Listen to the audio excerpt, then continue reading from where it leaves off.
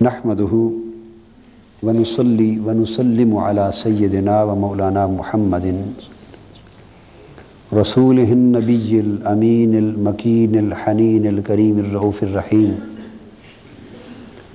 اما بعد فاعوذ باللہ من الشیطان الرجیم بسم اللہ الرحمن الرحیم وَإِذْ قَالَ إِبْرَاهِيمُ رَبِّ اجْعَلْ هَذَا بَلَدًا آمِنًا وَارْزُقْ أَهْلَهُ مِنَ الثَّمَرَاتِ مَنْ آمَنَ مِنْهُمْ بِاللَّهِ وَالْيَوْمِ الْآخِرِ قَالَ وَمَنْ كَفَرَ فَأُمَتِّعُهُ قَلِيلًا ثُمَّ أَضْطَرُّهُ إِلَى عَذَابِ النَّارِ وَبِئْسَ الْمَصِيرُ صدق اللہ مولانا العظیم۔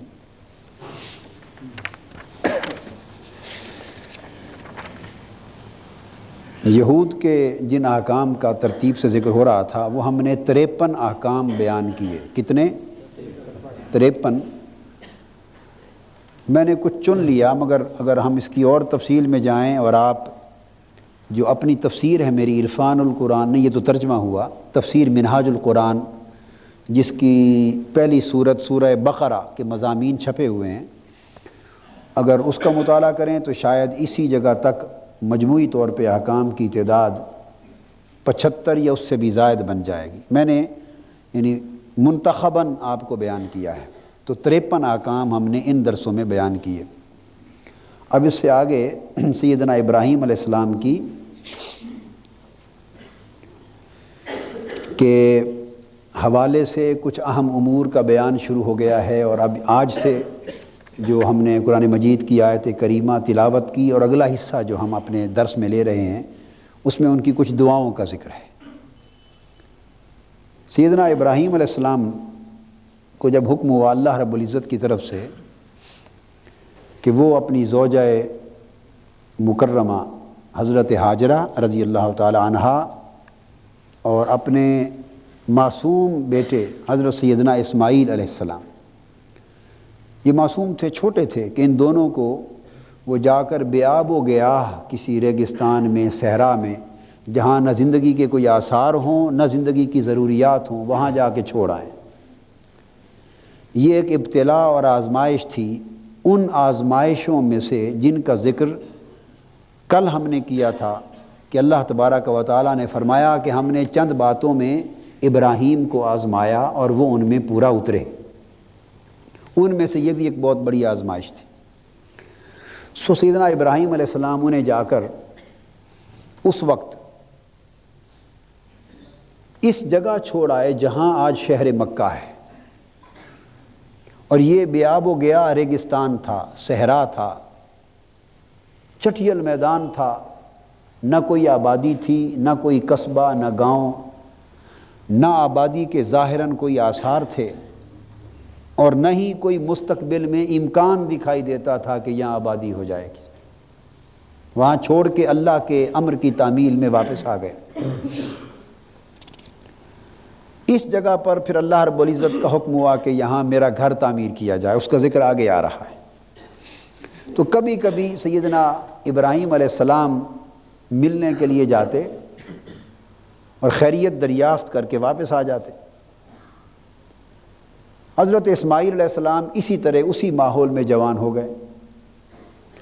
وہیں بچپن میں آپ کے ایڑیوں کے رگڑنے کا واقعہ پیش آیا، پانی کی جہاں ضرورت محسوس ہوئی، وہیں سے آب زمزم وہ چشمہ پھوٹ پڑا، وہیں حضرت ہاجرہ رضی اللہ تعالیٰ عنہا کا اضطراب کے عالم میں پانی کی تلاش میں دوڑنے کا عمل پیش آیا کہ جب پانی کی حاجت ہوئی اور پانی موجود نہیں تھا تو ایک پہاڑی تھی صفا اور فاصلے پر دوسری پہاڑی تھی مروہ، ادھر بھی چڑھ کے دائیں بائیں دیکھا، پھر دوڑ کے اس پہاڑی پر گئیں، نیچے وادی تھی گہری، وہ فاصلہ دوڑ کے عبور کیا، پھر مروہ پہ چڑھ کے دیکھا۔ خیر اس اثناء میں تو اللہ تبارک و تعالیٰ نے اپنی رحمت سے نوازا اور سیدنا اسماعیل علیہ السلام کے قدموں سے وہ چشمہ پھوٹ پڑا، زمین سے جو آب زمزم ہے۔ یہ سارے واقعات اس دوران میں ہوئے۔ اسماعیل علیہ السلام جوان ہو گئے، پھر ان کی شادی ہو گئی، وہیں جب پانی آ گیا تھوڑی سی ہریالی آ گئی، پھر ہلکا ہلکا سبزہ شروع ہو گیا۔ پھر اس زمانے خانہ بدوش قبیلے چلتے تھے، طویل سفر کرتے تھے، اور ویسے بھی یہ مکہ کا جو یہ خطہ تھا شہر تو نہیں تھا، ریگستان تھا، مگر یہ شام سے آنے والے قافلے جو مشرق کی طرف جاتے ان کی گزرگاہ بھی تھی، تجارتی قافلے بھی۔ یہ تو خیر بعد میں عربوں کے گزرتے تھے، اس زمانے تو ایسا نظام نہیں تھا۔ تو خانہ بدوش قبیلے چلتے تھے، جہاں کوئی ہریالی نظر آئی، پانی ملا، وہیں اپنے ٹھکانے بنا لیے، خیمے گاڑ لیے۔ اس طرح خیمے لگ گئے، پانی دیکھ کر، ہریالی دیکھ کر کچھ قبیلے آباد ہو گئے، رفتہ رفتہ آبادی ہونے لگ گئی۔ پھر سیدنا اسماعیل علیہ السلام کی جوان ہو جانے کے بعد وہاں شادی ہو گئی۔ ابراہیم علیہ السلام کبھی کبھار ملنے کے لیے آتے۔ یہ اس موقع پر ضمناً چونکہ یعنی جملہ معترضہ کے طور پر چونکہ موقع کی مناسبت آ گئی تو میں نے کہا گیپ نہ رہے، آگے پہنچنے سے پہلے درمیانی بیان کو مکمل کر کے آپ کو سنا دیں۔ تو کبھی کبھی ملنے آتے تو ابراہیم علیہ السلام شکار، یہ ان کا ذریعہ معاش تھا، وہ شکار کے لیے جاتے۔ تو یہ آپ کی ایک تلقین کے لیے اور ہماری اپنی نصیحت کے لیے، اور ہماری مائیں بہنیں اور بیٹیاں نیچے بیٹھی ہیں سن رہی ہیں، ان کو خاص طور پہ ان کی توجہ کے لیے۔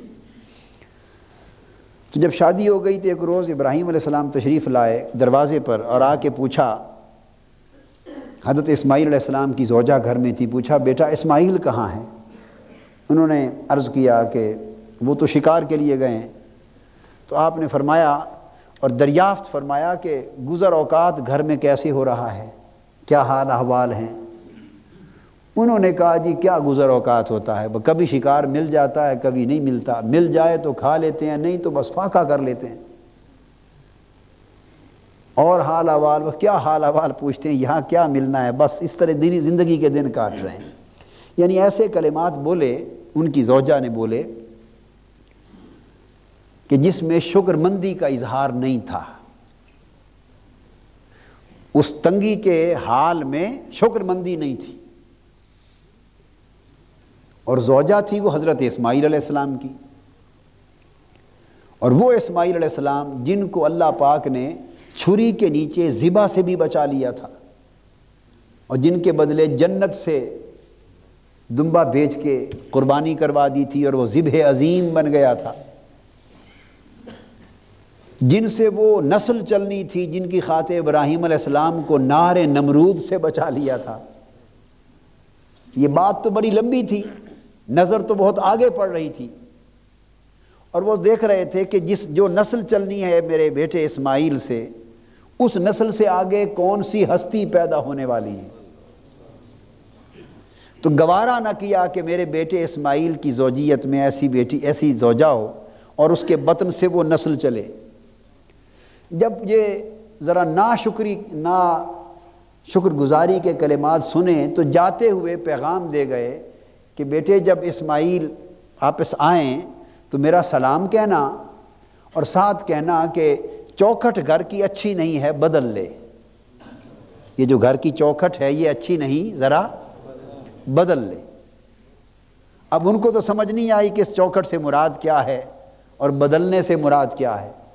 اسماعیل علیہ السلام واپس آئے تو بتایا کہ ایک بزرگوار تشریف لائے تھے، آپ کا پوچھا، میں نے حال احوال بتایا، تو جاتے ہوئے سلام بھی دے گئے اور یہ پیغام دے گئے۔ تو آپ نے فرمایا وہ میرے والد گرامی سیدنا ابراہیم علیہ السلام تھے۔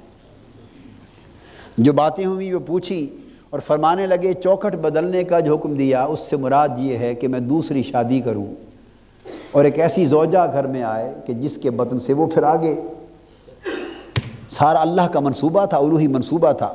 چنانچہ اسماعیل علیہ السلام نے پھر دوسری شادی کی اور پھر اس سے وہ نسل چلی بنی اسماعیل کی، جس میں سے حضور علیہ السلام کی آمد ہوئی۔ تو جب جوان ہو گئے تو ابراہیم علیہ السلام کو حکم ہوا کہ اب اللہ کا گھر اس جگہ پر تعمیر کیا جائے۔ اب اس آیت کریمہ کا ریلیونس ہے جو میں آپ کو سمجھانا چاہتا ہوں، تو یہ اس وقت کی بات ہے جب ابھی وہاں کوئی آبادی، کوئی شہر نہیں تھا۔ قرآن مجید نے ذکر بھی کیا، انی اسکنت من ذریتی بواد غیر ذی زرع، کہ میں اپنی ذریت کو، اپنی اولاد کو باری تعالیٰ عند بیتک المحرم، تیرے بزرگی والے اور مقدس گھر کے قریب، اس کے جوار میں، بے آب و گیا ریگستان میں، جس میں نہ پانی، نہ سبزہ، نہ ہریالی، نہ زندگی کی کوئی ضروریات اور نہ علامات، ایسے بے آب و گیا غیر آباد ریگستان میں چھوڑے جا رہا ہوں۔ قرآن مجید نے اس کا ذکر کیا۔ اب اس مقام پر کھڑے ہو کر ابراہیم علیہ السلام دعا کرتے، وہ دعا کیا ہے؟ ابراہیم نے عرض کیا، اے میرے رب، اسے رب اجعل ھذا بلدا آمنا۔ اب بعض لوگوں نے اس کا ترجمہ غلط کر دیا، وہ ترجمہ یہ کر دیا کہ باری تعالیٰ اس شہر کو امن والا بنا دے، اس شہر کو امن والا بنا دے۔ بلد اور امن کو گویا وہ موصوف صفت تو یہ ہے، وہ مبتدا خبر بنا دیا، تو وہ اس شہر کو امن والا بنا دے، شہر تو تھا ہی کوئی نہیں۔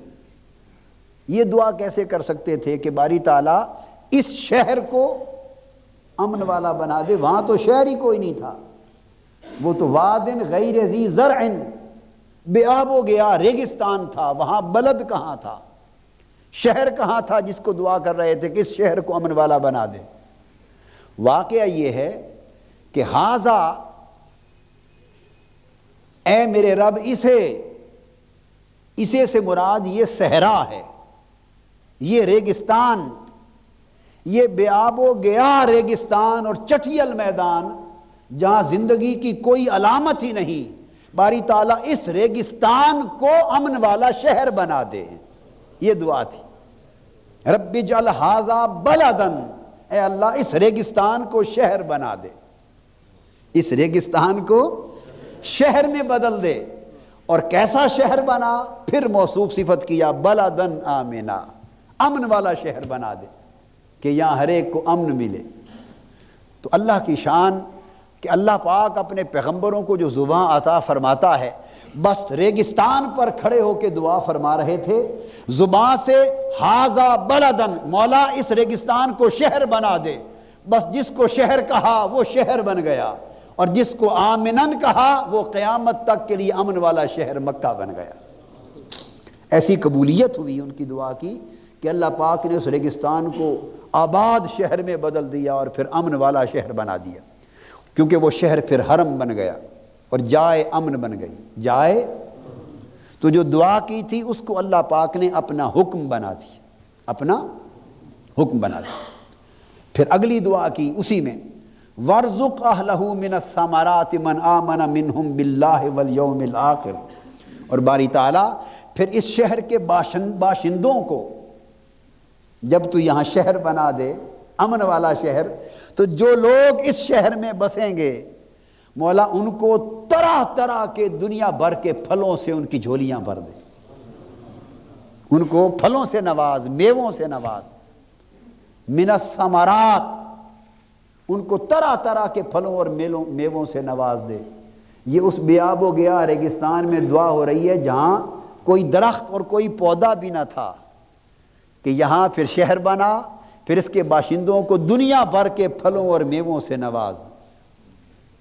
ابراہیم علیہ السلام کی دعا کو ہزاروں برس بیت گئے، آج شرق سے غرب تک دنیا کا کوئی پھل اور کوئی میوہ نہیں، موسم ہو یا بے موسم، جو مکہ کی سرزمین پہ نہ ملتا ہو۔ وہ دعا اللہ پاک نے ایک حقیقت بنا دی، وَارْزُقْ أَهْلَهُ مِنَ الثَّمَرَاتِ۔ اور 25-30 لاکھ افراد حج پر جاتے ہیں۔ ہمارے لاہور جیسے شہر میں اتنے لاکھ یک لخت 3 مہینوں کے لیے لوگ وارد ہو جائیں تو شاید کھانے کی روٹی نہ ملے کسی کو، حکومت کے تمام تر انتظامات کے باوجود کھانے کے لیے روٹی نہ ملے۔ اور جس شہر میں سوئی گیس پوری نہیں ملتی اپنی آبادی کو، بجلی پوری نہیں ملتی، اگر 30 لاکھ افراد اس شہر میں یک لخت وارد ہو جائیں، پانی نہ ملے، بجلی نہ ملے، سوئی گیس نہ ملے، روٹی نہ ملے، کھانے کا نہ ملے، خدا جانے کیا کیا نہ ملے، تمام تر ذرائع اور وسائل بروئے کار لانے کے باوجود، مگر اللہ کی شان ہے، اللہ کی شان ہے، وہ شہر مکہ جب تیل نہ نکلا تھا تب بھی دنیا حج کے لیے آتی تھی اور وہاں بھوکا کوئی نہیں مرتا تھا. جب تیل نہ نکلا تھا شرق سے غرب تک دنیا تب بھی لاکھوں کی تعداد میں حج کے لیے آتی تھی. جب ارد گرد سب صحرا تھے مگر وہاں اس زمانے بھی سب پھل اور میوے ملتے تھے اس زمانے میں بھی. اور آپ میں سے اب کچھ لوگ، میں آپ کو یہ بات عملاً سمجھا رہا ہوں، آپ میں سے ضعیف الامر لوگ بھی کچھ بیٹھے ہوں گے، ضعیف الامر ایسے بھی شاید ہوں جنہوں نے کوئی 50 برس پہلے حج کیا، کسی نے 60 برس پہلے کیا ہو. یہ وہ زمانہ ہے جب تیل نہیں نکلا تھا. مجھے ابا جی قبلہ رحمۃ اللہ علیہ بتایا کرتے تھے، وہ 48 میں جب حج کے لیے گئے تو اس زمانے کھمبے بھی نہیں تھے. یہ ہوتے ہیں، یہ جو پول ہوتے ہیں لکڑی کے پولوں پر شہروں میں تاریں لٹکی ہوئی ہوتی تھی. اور 63 میں الریاض کا عالم تو خود میں نے دیکھا ہے. تو 63 اور آج 96 کتنے سال یہ ہو گئے؟ 33-32 سال قبل تو میں نے دیکھا تھا منظر. اس وقت بھی لکڑی کے پول تھے، الریاض کے جو کیپٹل ہے لکڑی کے پول تھے. اور کئی قلعے اور کئی محل اس وقت ابھی مٹی کے کچے تھے، سڑکیں نہیں تھیں، صحراؤں میں گاڑیاں ویگنیں چلتی تھی، سر پھٹ جاتے تھے، ہم زخمی ہو گئے تھے. گاڑیاں رک جاتی تھی، دھکے لگا کے چلاتے تھے. یہ میں آپ کو اپنا مشاہدہ اور 63 کے سفر کی یادداشت سنا رہا ہوں. یہ تو 63 کی بات ہے. آپ میں سے کئی ہوں گے جنہوں نے 63 میں دیکھا ہے تو، اور اس سے پہلے جنہوں نے دیکھا ہے. مگر پھلوں کا عالم یہ تھا، آپ یقین جانیے مجھے آج بھی یاد ہے 63 میں کہ اس وقت بھی شہر مکہ میں کیلا وہاں نہیں ہوتا. شہر مکہ میں اتنا لذیذ خوشبودار اور بڑے سائز کا کیلا ملتا تھا جو آج کے دن تک میں نے پاکستان میں تو نہیں دیکھا. امریکہ میں، یورپ میں ہوتے ہیں مگر پاکستان میں آج کے دن تک وہ کیلا نہیں دیکھا جو 63 میں بھی ملتا تھا. اور آج تو 96 ہے. ورزق اہلہ من الثمرات. مولا اس جگہ کو امن والا شہر بنانا اور پھر اس کے باشندوں کو اطراف و اکناف عالم کے پھلوں سے لاد دینا، کمی نہ آنے دینا، ان کو رزق دینا پھلوں کی، میووں کی. آج تک 1000 برس بیت گئے وہ سرزمین پھلوں سے لد گئی. حالانکہ حکمران بادشاہ لوگ ہیں، وہ وہاں کوئی چیز اگائیں اس کا تردد ہی نہیں کرتے، وہاں کوئی چیز اگائیں تردد ہی نہیں کرتے. اللہ کی شان ہے. یہ پیغمبر کی دعا ہے، جو کلمات زبان سے نکلے وہ قیامت تک کے لیے اس قوم کی تقدیر بن گئے. انہوں نے دعا میں کیا عرض کیا تھا؟ باری تعالیٰ جو ان میں ایمان والے ہوں ان کو کثرت سے میوے پھل دینا. اس پر اللہ پاک نے اس دعا میں ترمیم فرما دی. فرمایا ابراہیم تو بھی سچا ہے، میں بھی سچا ہوں، تجھے تو وہی پسند ہوں گے نا جو لبیک کہیں گے دعوت ایمان پر. چونکہ تو پیغمبر جو ہوا، تو پیغمبر ہے جس نے تیری دعوت ایمان پر لبیک کہا، ایمان لائے، تو انہی کا بھلا سوچے گا نا کہ وہ تیری امت ہو گئے اور تیری ملت بن گئے. وہ تیری ملت ہے مگر میں صرف ان کا رب تو نہیں، میں تو جو مانتا ہے ان کا بھی رب ہوں، جو مجھے نہیں مانتا ان کا بھی رب ہوں. میں تو رب العالمین ہوں، ساری کائنات کا رب ہوں، مومنوں کا بھی اور کافروں کا بھی رب ہوں. حساب و کتاب اگلے جہان میں ہو جائے گا مگر رب تو سب کا ہوں. تو نے میوے پھل اور رزق صرف مومنوں کے لیے مانگا ہے، میں اس میں ترمیم کرتا ہوں چونکہ میں دینے والا رب ہوں، مومنوں کے لیے تو دوں گا مگر یہاں سے مشرق سے مغرب تک کافر بھی آ کے سرزمین سے کھاتے رہیں گے. جو ایمان نہیں لائیں گے وہ بھی کھاتے رہیں گے. سو کوئی مشرک وہاں رہا وہ بھی بھوکا نہ مرا، اس کو بھی رزق ملا. مومن ہوئے ان کو بھی ملا، کوئی صالح ہوئے ان کو بھی ملا، کوئی بد ہوئے ان کو بھی ملا، کوئی نیکی کی راہ پہ چلنے والے ہوئے ان کو بھی ملا، اور کوئی نیکی کی راہ سے ہٹے ہوئے ہیں تو وہ بھی لادے پڑے ہیں مال و دولت سے. خواہ وہ اپنی دولتیں امریکہ میں جا کے رکھیں، خواہ وہ یورپ کے خزانے بھر کے رکھیں، خواہ وہ عیاشیوں پہ اڑا دیں، مگر ایک دعا تھی کہ اس سرزمین پہ بسنے والوں کا رزق ختم نہ ہوگا.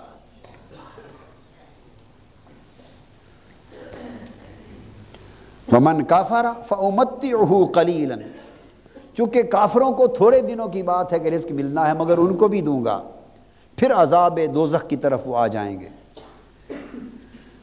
یہ شہر مکہ کے لیے دعا تھی۔ پھر اس کے بعد قرآن مجید فرماتا ہے وَإِذْ يَرْفَعُ إِبْرَاهِيمُ الْقَوَاعِدَ مِنَ الْبَيْتِ وَإِسْمَاعِيلُ، پھر حکم ہو گیا ابراہیم اگر تو چاہتا ہے کہ یہاں شہر آباد ہو جائے اور امن والا شہر بنے اور اطراف و اکناف عالم کے رزق بھی بفراوانی یہاں میسر آئیں، تو پھر اس جگہ میرا گھر تعمیر کر دے۔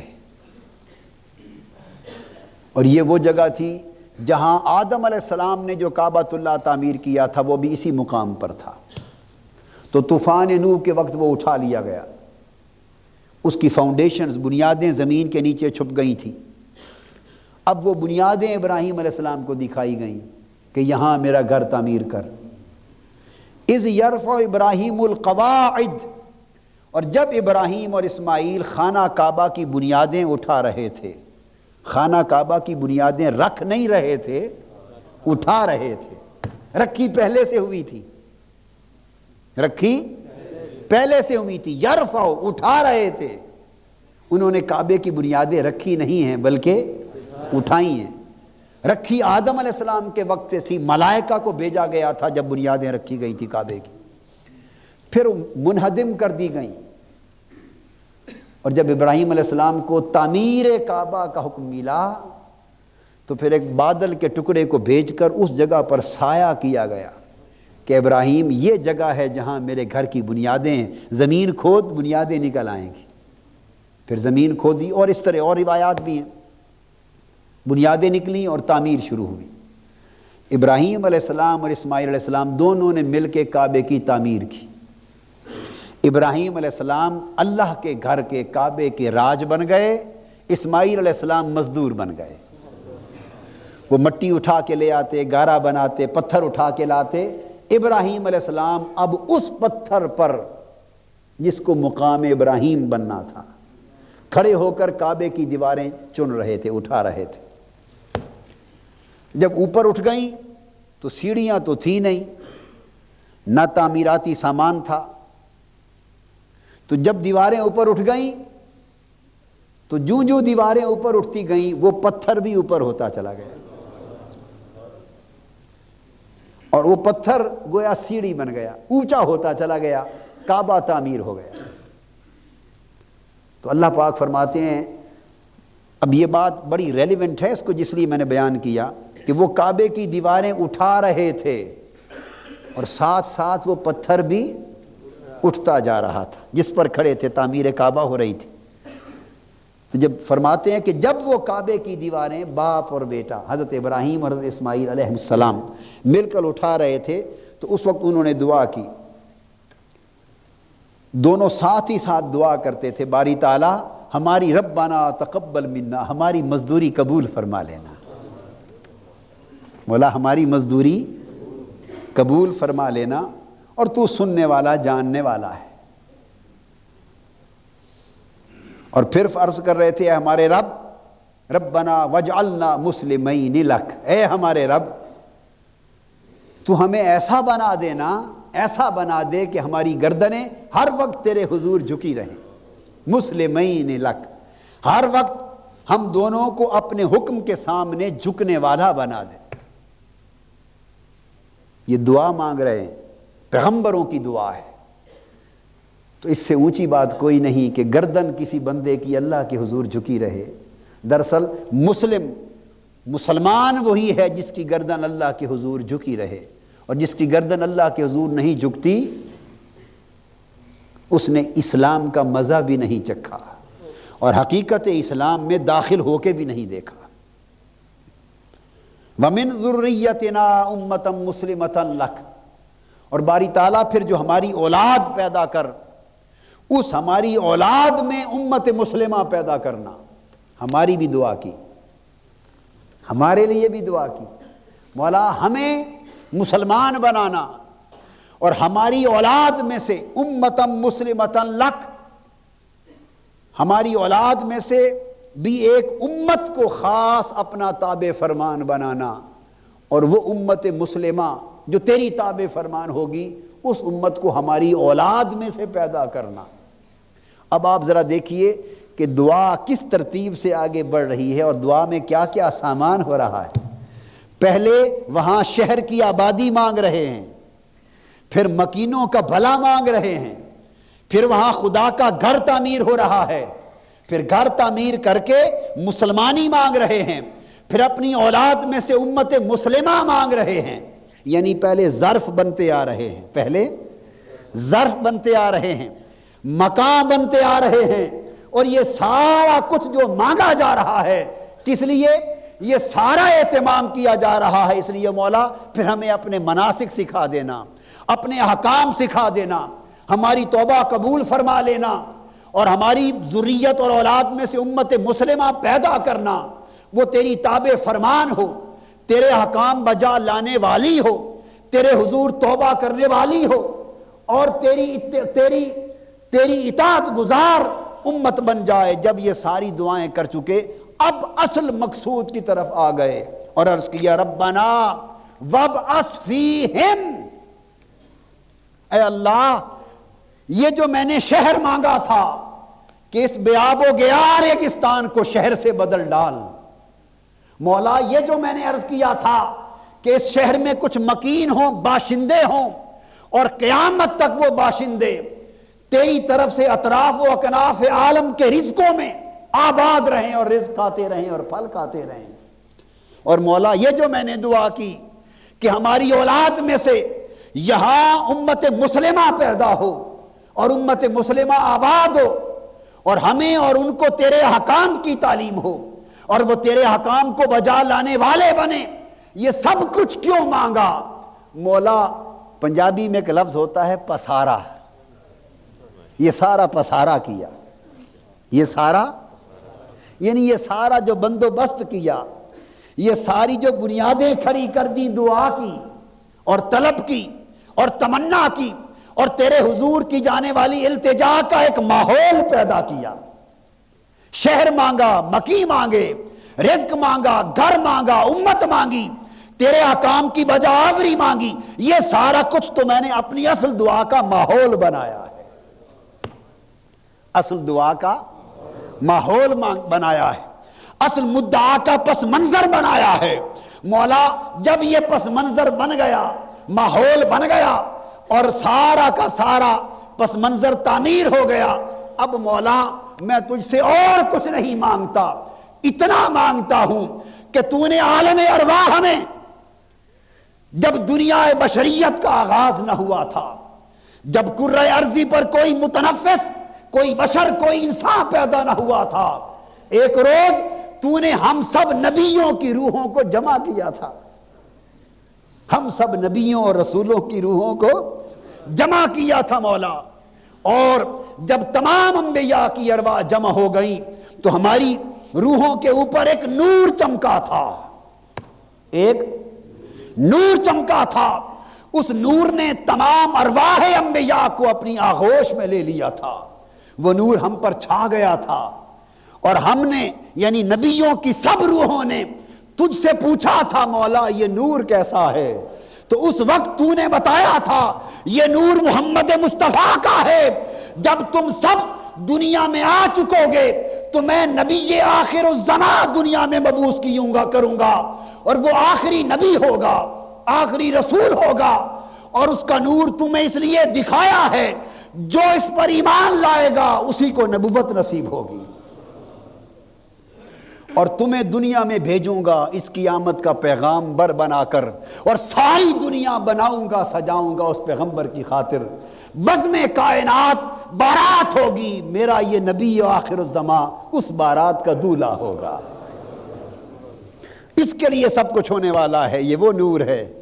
پھر ہم سب مولا تیرے اس نبی پر ایمان لائے تھے، پھر تو نے ہم سے وعدہ کیا تھا اذ اخذ اللہ میثاق النبیین لما آتیتکم من کتاب و حکمہ، جب اللہ نے نبیوں سے وعدہ لیا تھا کہ جب میں تمہیں دنیا میں بھیج چکوں اور تمہیں اپنی کتاب دے دوں، حکمتیں دے دوں، وحی دے دوں، ثم جاءکم رسول مصدق لما معکم، پھر تم سب کے بعد وہ رسول آئے گا جو آ کر تم سب کی تصدیق کر دے گا، مہر تصدیق ثبت کر دے گا۔ اور پھر لَتُؤْمِنُنَّ بِهِ وَلَتَنْصُرُنَّهُ، اور مجھ سے وعدہ کرو تم سب کہ میرے اس نبی پر ایمان لاؤ گے، لانا ہوگا، یقیناً ایمان لانا ہوگا، اور میرے اس نبی کے مشن کی مدد کرنا ہوگی۔ اور پھر اللہ پاک، تو نے فرمایا تھا کہ مجھ سے وعدہ کرو، ہم نے وعدہ کیا، تو نے کہا میں گواہ بن گیا تمہارے وعدے پر۔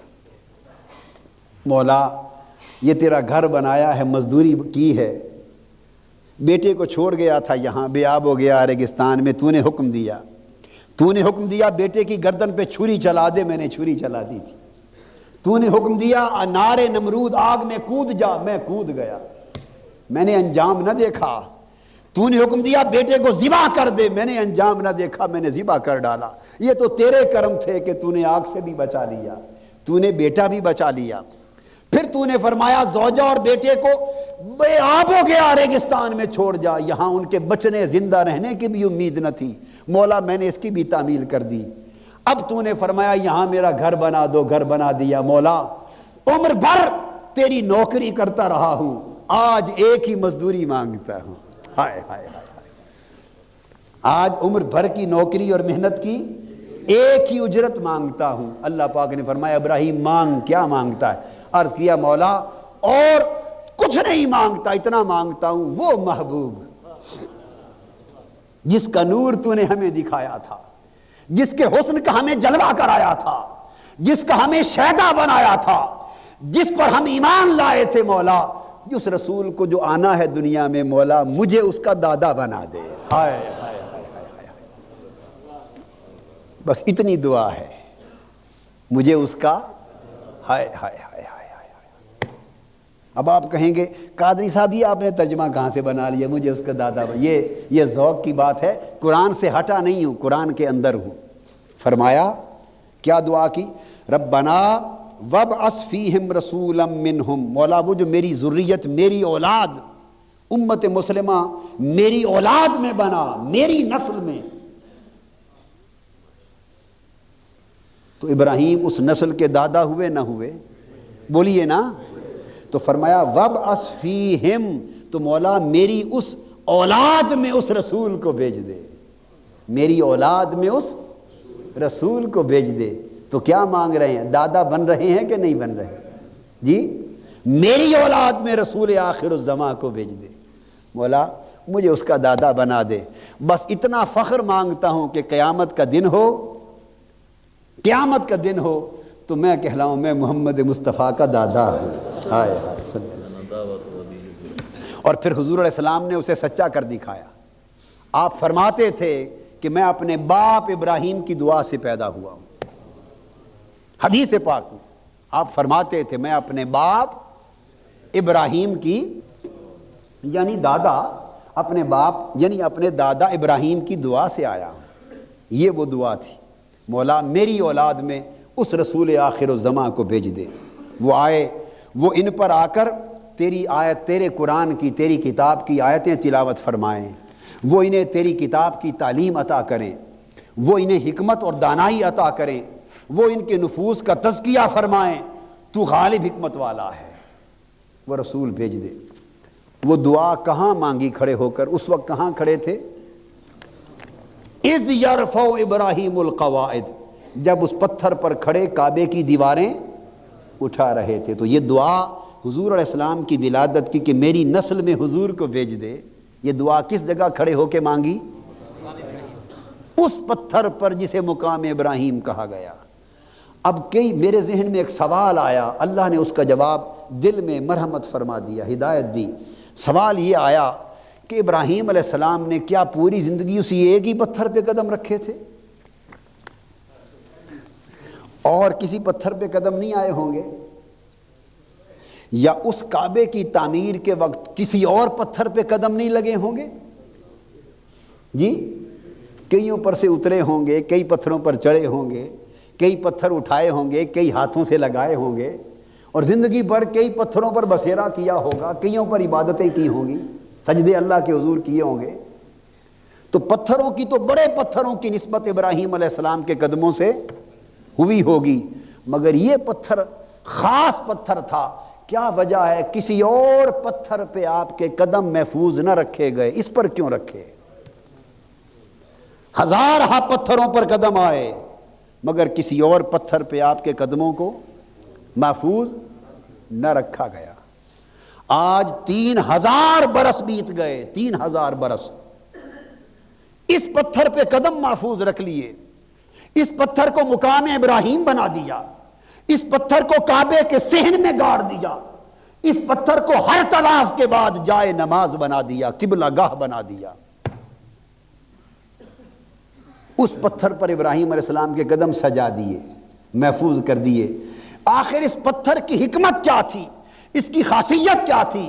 خاصیت سوائے اس کے اور کچھ نظر نہیں آتی کہ کئی پتھروں پر قدم لگے مگر یہ وہ پتھر تھا کہ جس پر کھڑے تھے تعمیر کعبہ کے دوران، اور اس پتھر پر کھڑے ہو کر رب سے مصطفیٰ مانگا تھا، رب سے حضور مانگا تھا، حضور کو مانگا تھا، حضور کی ولادت مانگی تھی، حضور کی بعثت مانگی تھی، اور فرمایا رب کائنات نے ابراہیم آج اس پتھر پہ کھڑے ہو کر تو نے میرے کعبے کی تعمیر کے دوران مجھ سے میرا محبوب مصطفیٰ مانگا، یاد کر تیری دعا قبول ہو گئی، مصطفیٰ کو تیرا پوتا بنا دیا، تجھے مصطفیٰ کا دادا بنا دیا، رسول تیری امت سے مبعوث ہوں گے، مگر میں چاہتا ہوں کہ تیری دعا کی یادگار بھی قیامت تک محفوظ رہے۔ جس پتھر پہ کھڑے ہو کر تو نے مجھ سے مصطفیٰ مانگا ہے، اے پتھر ان قدموں کے نشانوں کو اپنے سینے میں ثبت کر لے، اے پتھر تو یادگار بن جا اس دعا کی۔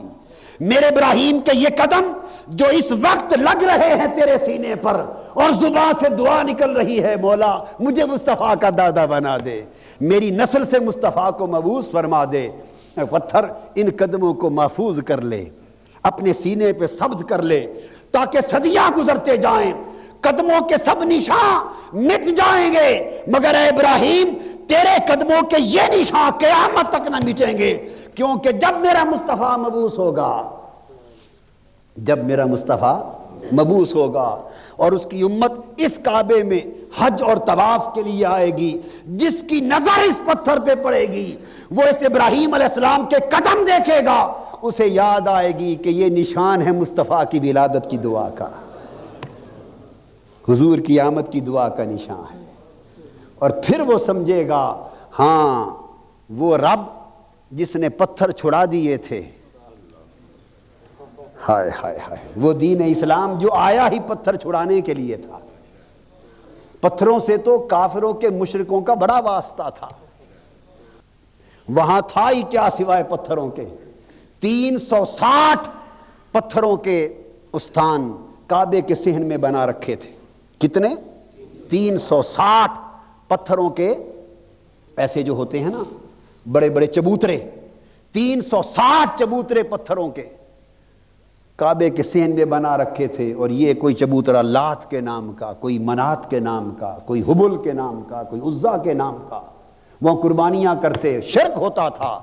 تو رب کائنات نے شرک مٹانے کے لیے سارے پتھر اٹھوا ڈالے، اللہ، سارے پتھر اٹھوا ڈالے، سارے پتھر توڑوا ڈالے، تاکہ شرک بھی مٹ جائے اور شرک کی بنیادیں بھی مٹ جائیں۔ پر مولا یہ بھی تو ایک پتھر ہے، اس کو تو کعبے میں گاڑ رکھا ہے، سارے اٹھوا دیے، اس کو نہیں اٹھایا۔ وہ لات و منات کے تھے، وہ حبل اور عزا کے تھے، ان پتھروں سے شرک ہوتا تھا، ان پتھروں، اس پتھر سے توحید کی راہ ملتی ہے۔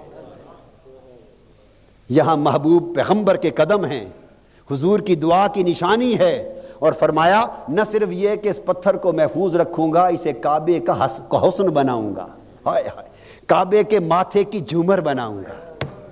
اب یہ صحن کعبہ کے ماتھے کی جھومر ہے، یا وہ پتھر جو کعبے کے اندر گاڑ رکھا ہے، حجر اسود، وہاں آقا کے لب لگ گئے، حکم دیا اے پتھروں کو چھوڑ دینے والی قوم، اے پتھروں کو چھوڑ دینے والی قوم، جب کعبے کا طواف کرو یہ ایک پتھر ہے حجر اسود، یہاں میرے محبوب کے لب لگے ہیں، یہاں ضرور بوسہ دیتے جانا، ان لبوں والی جگہ کو، پتھر کو چومتے جانا۔ مولا تو نے تو پتھر چھڑا دیے تھے، فرمایا ہاں سب چھڑا دیے تھے، پر نہیں، یہ محبوب کے لبوں والا پتھر ہے، یہ تو نہیں چھوٹ سکتا۔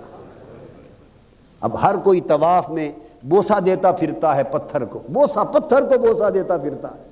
ہائے ہائے، مولا رش ہو اور بوسہ نہ دے سکے تو کیا کریں؟ فرمایا کوئی نہیں، جو بوسے تک نہ پہنچ سکے وہ دور کھڑا ہو کے اس پتھر کو سلام کر لے، وہ بھی قبول ہے۔ اس پتھر کو سلام کر لے، محبوب کے لب لگے ہیں، وہ بھی قبول ہے۔ یا وہ پتھر محفوظ رکھ لیا، یا حضور کی دعا کی نشانی کا یادگار پتھر ابراہیم کے قدموں والا، اس کو محفوظ رکھ لیا، اور فرمایا یہ اب ماتھے کی، کعبے کے صحن کے ماتھے کی جھومر ہے، اور میں اس وقت تک طواف تمہارا مکمل نہیں سمجھوں گا جب تک اس کے سامنے آ کے میرے حضور سجدہ نہ کرو۔ کیوں؟ یہ حضور کی دعا کی نشانی ہے، اور نشانی کیا ہے؟ قدموں کی۔ اور یہاں ایک سبق ملا، یہاں ایک سبق ملا دین اسلام میں ادب کا، کہ دین اسلام میں ادب کا راستہ قدموں سے ملتا ہے۔ ہائے ہائے، ادب کا راستہ کسی کے قدموں میں آیا کرو۔ یہ قدموں کے نشان رکھے، ہاتھ کے بھی لگ سکتے تھے نشان، جن پتھروں کو اٹھا اٹھا کے رکھتے رہے تو ہاتھوں کا نشان بھی تو لگ سکتا تھا، اور وہی رکھوا دیا جاتا، ہاتھوں والے نشان والا کوئی پتھر رکھوا دیا جاتا نہیں۔ مقام ابراہیم واتخذوا من مقام ابراہیم، کھڑے ہونے کی جگہ قدموں والا پتھر رکھا، تاکہ یہ خبر ملتی رہے کہ توحید کی راہ اللہ والوں کے قدموں سے ملتی ہے۔ توحید کی راہ، تو اگر اللہ نے فرمایا اگر مجھے بھی پانا ہے تو وہ جو مجھے پا چکے ہیں ان کے قدموں میں آیا کرو، انہی کے قدموں سے راہ ملتی ہے، انہی کے قدموں سے راہ ملتی ہے۔ سبحان، یہ دعا ہو گئی۔ پھر اللہ پاک نے اس دعا کے بعد آگے فرمایا ان اللہ اصطفیٰ لکم الدین، پھر اللہ نے تمہارے لیے دین اسلام کو چن لیا، پسند فرما لیا۔ فلا تموتن الا وانتم مسلمون، اور ہرگز نہ مرنا، جب بھی مرو بہر صورت مسلمان رہتے ہوئے مرنا، بہر صورت مسلمان رہتے ہوئے مرنا۔ آج یہ جو تعلیم تھی وانتم مسلمون، مسلمان رہتے ہوئے مرنا، یہی پہچان ہم نے مٹا دی، باقی تو ساری پہچانیں لیے پھرتے ہیں۔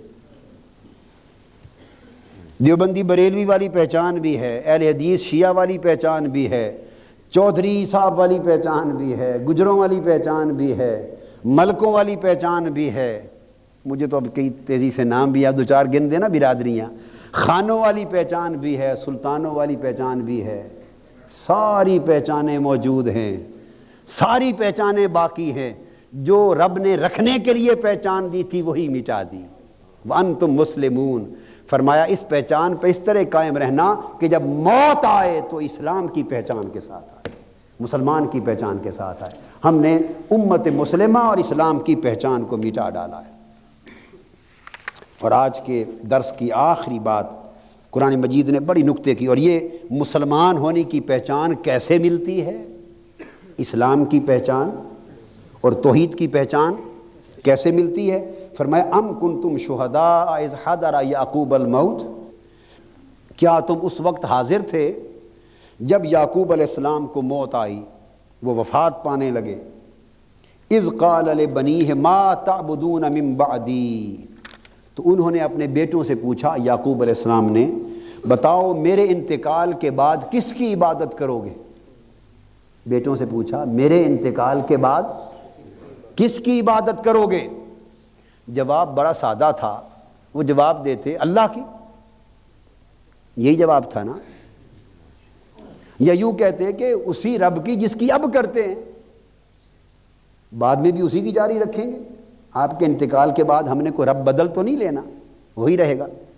یا صاف کہتے نعبد اللہ، اللہ کی عبادت کریں گے۔ بولی یہی جواب بنتا ہے کہ نہیں؟ جی، کلیئر کٹ اور ڈائریکٹ یہی جواب بنتا ہے۔ مگر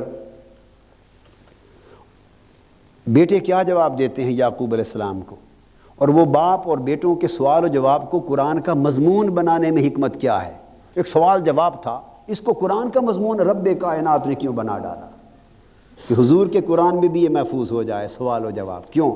ان کا جواب دراصل تھا قالوا نعبد الہک و الہ آبائک ابراہیم و اسماعیل و اسحاق الہا واحدا الہا واحدا ونحن لہ مسلمون۔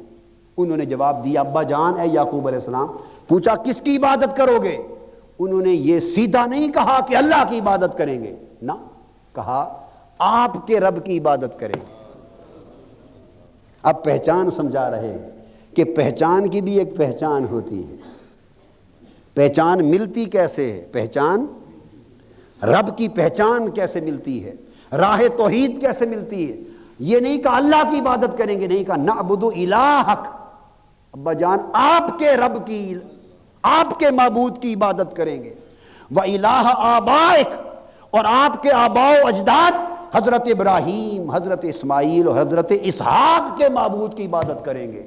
جواب میں یہ، اس پر یعقوب علیہ السلام خوش ہو گئے اور فرمایا میرے محبوب کو، محبوب یہ سوال و جواب تجھ پر نازل کرتا ہوں تاکہ قیامت تک تیری امت بھی اس کو پڑھتی رہے، اس لیے کہ میری توحید کی پہچان سیدھی نہیں۔ کوئی شخص کہے کہ میں اللہ کو پاتا ہوں، میں اللہ کو جانتا ہوں، میں اللہ کو پہچانتا ہوں اور میں سیدھا اللہ کی عبادت کرتا ہوں، یہ اس کو گمراہ کر سکتی ہے۔ اگر وہ میری معرفت اور میری پہچان اور میری بندگی اور میری طاعت اور عبادت کی راہ پر استقامت سے آنا چاہتا ہے تو وہ مجھے سیدھا پانے کی کوشش نہ کرے بلکہ واسطہ رسالت سے پائے، میرے رسولوں کے وسیلے سے پائے، میرے نبیوں کے ذریعے سے پائے۔ میرے رسول جدھر اشارہ کریں ادھر چلے، جسے میرے رسول رب کہیں اس کو رب مانے، اپنے آپ مجھ سے تعلق نہ جوڑتا پھرے، میرے رسولوں کے ذریعے سے تعلق جوڑے۔ نعبد الہک و الہ آبائک، آپ کے معبود کی عبادت کریں گے، اور حضرت ابراہیم و اسماعیل اور حضرت اسحاق آپ کے آباء و اجداد کے رب کی عبادت کریں گے۔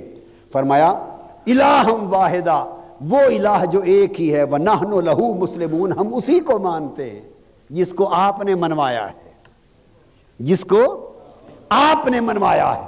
بتانا یہ مقصود تھا کہ توحید کی کوئی اور راہ نہیں اگر واسطہ رسالت درمیان میں نہ ہو، رب کی کوئی اور پہچان نہیں اگر وسیلہ رسالت درمیان میں نہ ہو، اللہ سے بندے کے تعلق کی کوئی سبیل نہیں ہے جب تک پیغمبر کے قدموں کا صدقہ درمیان میں نہ ہو، پیغمبر کی معرفت درمیان میں نہ ہو، پیغمبر کا دامن درمیان میں نہ ہو۔ تو رسولوں کے واسطے اور وسیلے سے جو رب کی پہچان ہوگی وہ توحید بن جائے گی۔ وہ تو دراصل معرفت توحید کا اصول سمجھا دیا کہ مجھے براہ راست پہچاننے کی کوشش نہ کرنا، میری پہچان اسی شکل میں رکھنا کہ جو حضور نے بتایا۔ اس سے حضرت مجدد الفسانی رحمۃ اللہ علیہ فرمایا کرتے کہ آپ فرمایا کرتے کہ میں محمد کے رب پر ایمان لایا۔ کیا؟ اور شیطان انسانی شکل میں جب امام فخر الدین رازی سے مناظرہ کرنے آیا، 99 سوال جواب رد ہو چکے، آخری دلیل رہ گئی امام فخر الدین رازی کی، آخری دلیل وفات سے قبل۔ اس وقت حضرت شیخ نجم الدین کبرا ایک بزرگ تھے، کسی وقت حضرت امام فخر الدین رازی ان سے بیعت کرنے کے لیے گئے تھے۔ کن سے؟ حضرت شیخ نجم الدین کبرا سے بیعت کرنے گئے تھے امام فخر الدین رازی۔ جب پہنچے ان کی حویلی دیکھی تو وہاں سونے کے کیل گاڑے ہوئے اور بہت جانور اور بڑے مویشی اور بڑی مال و دولت کی ریل پیل دیکھی۔ تو عالم تھے، فلسفی تھے، مفسر تھے، محقق تھے، مفکر تھے، علم تھا، کیا؟ ابھی معرفت نہ تھی، علم تھا ابھی معرفت نہ تھی۔ تو علم کا ایک زور تھا، ایک زام تھا، ایک گھمنڈ تھا۔ جب ریل پیل دولت کی دیکھی تو کہنے لگے یہ کہاں کا فقیر ہے جس کے در پر دولت کی اور سونے چاندی کی ریل پیل ہے، بیعت کیے بغیر مڑ آئے، بیعت ان سے نہ کی۔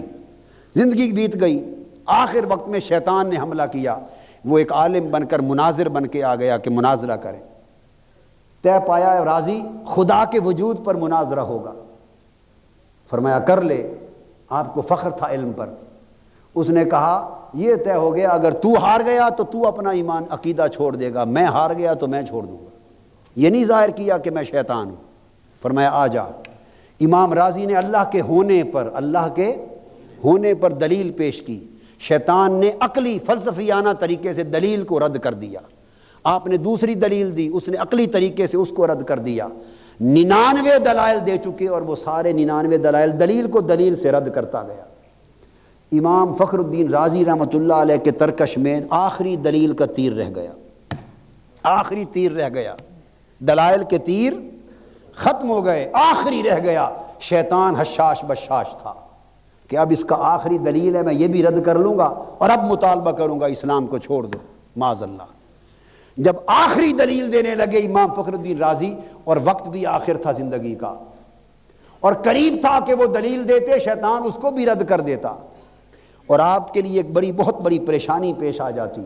جب وہ آخری دلیل دینے لگے تو شیخ نجم الدین کبریٰ جو ہزاروں میل دور بیٹھے تھے، جن کے دروازے سے ہو کر مڑ آئے تھے، وہ سامنے آ گئے روحانی طور پر اور فرمانے لگے راضی اب اپنی دلیل چھوڑ دے، یہ شیطان اس کو بھی رد کر دے گا، اب اس کو یہ دلیل دے کہ میں نے رب کو اس لیے مانا کہ وہ محمد کا رب ہے، اس لیے مانا کہ وہ محمد صلی اللہ علیہ وسلم کا رب ہے، میری دلیل محمد ہے، میری دلیل محمد ہے، آ اس کو رد کر۔ شیطان شکست خوردہ ہو کے بھاگ گیا، شیطان شکست خوردہ ہو کر بھاگ گیا۔ مقصد بات کا کیا تھا کہ توحید کی پہچان وہی پکی ہے جو وسیلہ نبوت سے ہو اور جو واسطہ رسالت سے ہو۔ جو خود جوڑ قائم کیا وہ ٹوٹ گیا، جس نے خود جوڑنا چاہا وہ ٹوٹ گیا، جس نے حضور کے واسطے سے سنگ جوڑا وہ جڑ گیا۔ اللہ پاک ہمارے سنگ اپنی ذات سے حضور کے وسیلے سے جوڑ دے اور ہمارے حال پہ رحم فرمائے۔ وما علینا الا البلاغ۔ شیخ الاسلام ڈاکٹر محمد طاہر القادری کے آفیشیل یوٹیوب چینل کو سبسکرائب کریں اور بیل آئیکن کلک کریں۔